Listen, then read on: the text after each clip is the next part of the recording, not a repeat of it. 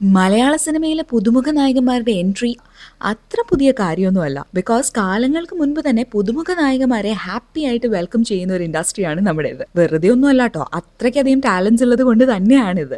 ഈ വർഷം, അതായത് 2015 മലയാള സിനിമയ്ക്ക് കുറേ നല്ല ടാലൻസിനെ കിട്ടിയ വർഷമാണ്. വർഷം പകുതി ആയിട്ടുള്ളൂ, അപ്പോഴത്തെ കാര്യമാണ് പറയുന്നത്.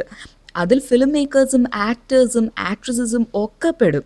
റീസെൻ്റ്ലി ഇറങ്ങിയ ബ്ലോക്ക് ബസ്റ്റർ മൂവിയായ പ്രേമം കളക്ഷൻ റെക്കോർഡ്സിൽ മാത്രമല്ല, ഏറ്റവും കൂടുതൽ ഡെബ്യൂട്ടൻസിനെ ഉൾപ്പെടുത്തി സ്റ്റാർ കാസ്റ്റ് ചെയ്തൊരു ഫിലിം കൂടിയുള്ള റെക്കോർഡ് സൃഷ്ടിച്ചിരിക്കുകയാണ്. 17 പുതുമുഖങ്ങളെയാണ് ഈ ഒരൊറ്റ ഫിലിമിലൂടെ അൽഫോൻസ് പുത്രൻ ഇൻട്രൊഡ്യൂസ് ചെയ്തിരിക്കുന്നത്. മലയാളം ഫിലിം ഇൻഡസ്ട്രിയിൽ പുതുമുഖ നായകന്മാരെക്കാൾ ഏറെ ആളുകൾ വെൽക്കം ചെയ്യുന്നത് നായികമാരെയാണ്.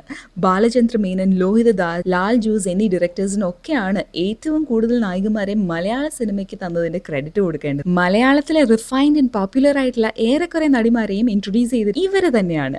Like Shobana, Parvathy, Karthika, Lissy, Annie and all. National award winning റൈറ്ററും ഫിലിം മേക്കറുമായിരുന്ന ലോഹിതദാസ് കുറച്ചധികം തന്നെ എക്സെപ്ഷണൽ ടാലൻസിനെ മലയാള സിനിമയ്ക്ക് തന്നിട്ടുണ്ട്. അതിൽ മഞ്ജു വാര്യറും മീര ജാസ്മിനും ഭാമയും ഒക്കെ പെടും.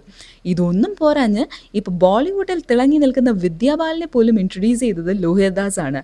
ബട്ട് അൺഫോർച്ചുനേറ്റ്ലി അദ്ദേഹത്തിൻ്റെ ആ പ്രോജക്റ്റ് ഫസ്റ്റ് സ്കെഡ്യൂൾ കഴിഞ്ഞപ്പോഴേക്കും നിർത്തിവെക്കേണ്ടി വന്നു, എന്തൊക്കെയോ കാരണങ്ങൾ കൊണ്ട്. പിന്നീട് എടുത്തു പറയേണ്ട ഡയറക്ടർ ലാൽ ജോസ് ആണ്.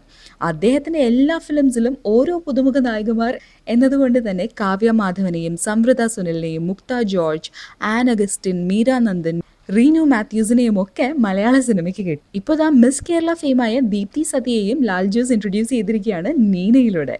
ചുരുക്കി പറഞ്ഞാൽ, കഴിവുണ്ടെങ്കിൽ ഏതൊരു പുതുമുഖ നായികയും മലയാള സിനിമ ഇൻഡസ്ട്രിയും ജനങ്ങളും കൈ നീട്ടി സ്വീകരിക്കും, ഒരു സംശയവുമില്ല. അതിനെപ്പോൾ ഏറ്റവും നല്ലൊരു എക്സാമ്പിൾ തന്നെയാണ് പ്രേമത്തിലൂടെ എത്തിയ സായി പല്ലവി.